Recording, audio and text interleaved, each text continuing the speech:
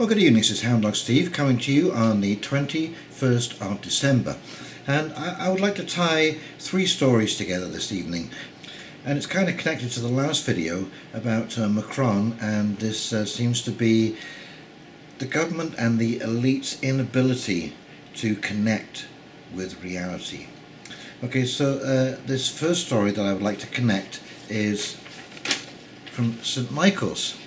And this is about a student should be very proud. This is basically a student who came forward with a video that he'd seen on social media about a very, very, very horrible hazing incident at St. Michael's School in Toronto.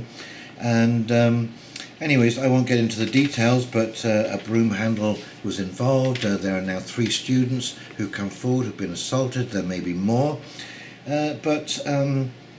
Let me see, it says here, a lengthy Toronto Police sex crimes probe, poor choice of word there, has determined that this was not a systemic problem at the private boys' school.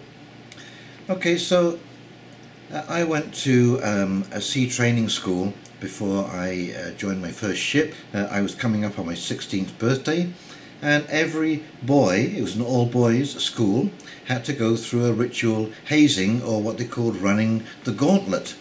Okay, every boy had to go through this. So hazing is not a new issue.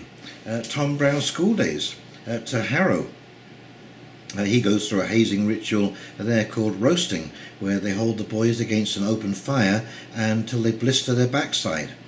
So hazing has been part of our community, part of our society, especially in private schools, clubs, organisations, sports clubs, sporting situations. I remember reading a story about Wayne Gretzky. Walter Gretzky's dad was talking about hazing in the professional hockey field. And actually, he gave the perfect solution for all of this. He said, well, Wayne was never hazed because we put in his contract that every person who was involved in the hazing would be fined $250,000. And I tell you, that manager was down there to see the team and told them all, hands off Wayne. So there you go, it can be stopped. So I don't think that, I don't know how they can say that it's not a systemic problem. They know it's a systemic problem. And I've even heard of stories, you know, in the army, in police institutions, you know, in police training corps. Come on, this is common knowledge. Then it goes on to say, now they're talking about the principal, because the principal was given a copy of this video by this young lad, and what he did basically was he expelled the students involved, but he did not go to the police. Now, this young lad who had presented the video became frustrated, went to the media, and the media went to the police.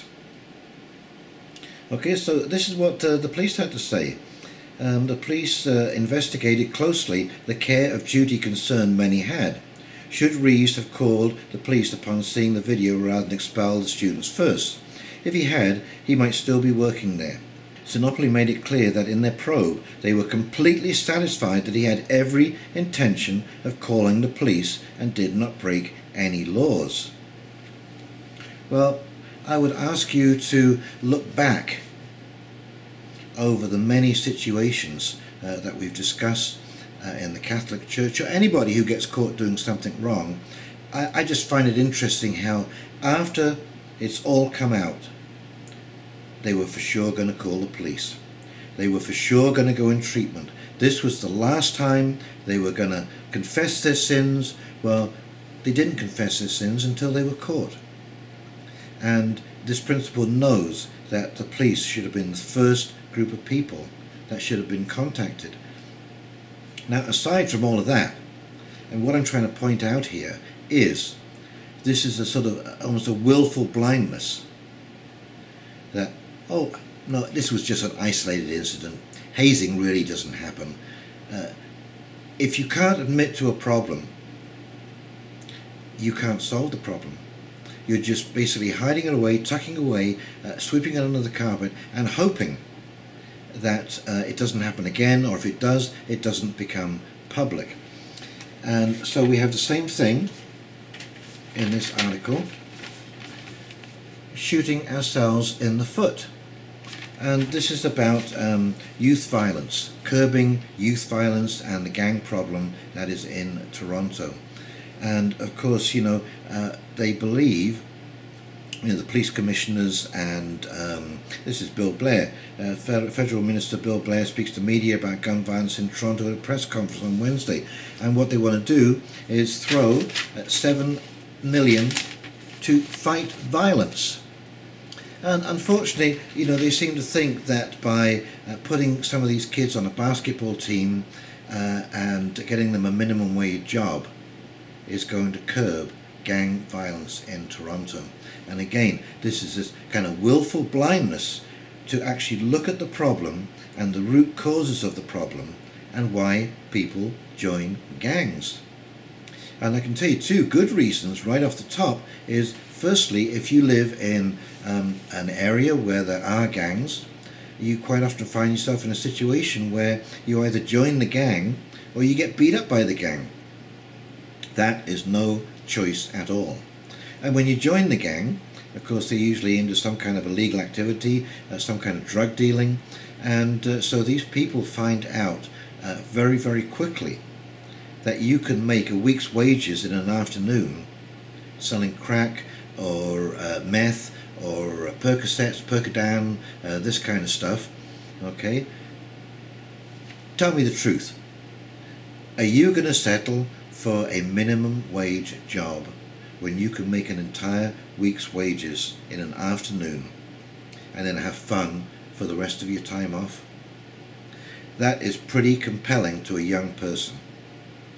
Okay, and you give the pressure of the gang element that already exists, and you, of course, you're going to get kids who want to join these gangs. And putting them in a football team or a basketball team or a baseball team is not going to help, because you haven't changed the underlying reasons why these kids join gangs. And a meaningful income. You know, stop pretending that $15 an hour is an adequate wage. I mean, I don't know how we are going to get around this, because it's very much a case of the rock meeting the hard place, because I understand that employers cannot afford to pay more than they're paying without passing on significant costs to the consumer. But at the same time, we know that if minimum wage had kept up with inflation, it would be $32 an hour right now. So even at $15 an hour, you are nowhere near keeping up with the pace of inflation. And so this causes conflict. There is plenty of motivation on the computer, on the television, to have the high life. Take a walk around downtown Toronto and tell me if you see any old clunkers. BMWs, Mercedes, Nissans, you name it, Grand Cherokees. These are expensive items. It looks like everyone's leading the high life and nobody seems to be doing too much hard work to get all of those toys. Now, I'm not saying that people don't work hard to get those toys. What I'm saying is it gives the appearance that these things just fell out of the sky into their lap. So there's many compelling reasons for a young person to join a gang, for status, for money. And until we start tackling some of these real basic problems, and I don't think that redistribution of wealth is going to solve them. These are more foundational. But my real point of this video is to put across that to be in a state of denial is just to extend how far the problems go. And the first thing we should be doing is admitting this is what the problem is. This is what is causing the problem. Yes, we do have hazing. Accept that and address why we have hazing. There's no need for anyone to go through any kind of ritual to prove that they have some kind of worth, or that they pass some kind of test that allows them into the secret inner sanctum of the club or association. Okay, but until we address those problems, and of course you are not going to fight gun violence just by throwing money at the problem and not addressing the underlying inner city problems. And I say these are not easy questions to answer, and how we resolve these problems will be up to us. We're the ones who are going to have to resolve them. But basically, when I see the wastage of money going on programs that they know will not work, you know, maybe it would be a better use of money to put that into facilities in school so that these kids get an education, like a decent education. Right now, kids are coming out of school who can barely read, write and do their times tables. How is this a head start for somebody looking for a job, trying to get into some entry-level job? You know, we all know that inner city schools are starved of funding. So save that baseball game and give those kids an education that they can use when they get out of school. Teach them their times tables, for goodness sake. Teach them to read by phonetics so no words are a mystery. I just don't see how we're going to resolve any of these problems with the kind of willful blindness. Because, what are we, too proud? Too proud to admit that these are what the root problems are? Or is the root cause of the problem too difficult to address, so we'll just pretend that there isn't a problem at all? Well, this is why it's connected to the Yellow Vest movement in France. That's what they've done. They have glossed over the problems. They have pretended that they weren't there.